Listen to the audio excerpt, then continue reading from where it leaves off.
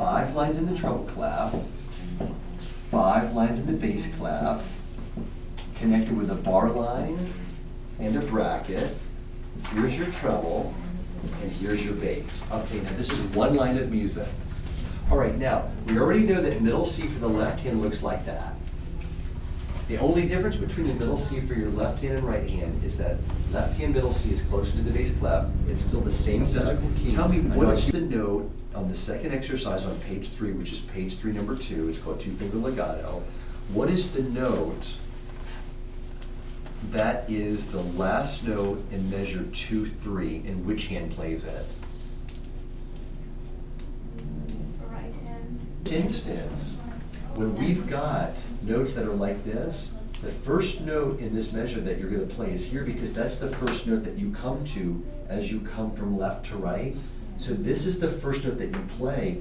This is the last note that you play, because you don't get to this note until you get here.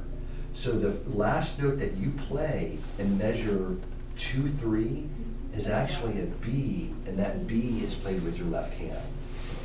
Okay. As an adult, we don't have time for that kind of waste of our time. So everything that I teach you is something that's absolutely essential for you to learn. Now, with that being said, I want you to do something that may seem a little bit silly, but I will tell you that I've had people not do this, and they come back to me 2 weeks later and they say, you know what, John, I wish I had listened to what you had said, because I now can't catch up because I didn't do that one thing. I want you to memorize your notes going backwards, so that you can say C, B, A, G, F, E, D. The number one thing that helps you learn your left hand or bass clef notes.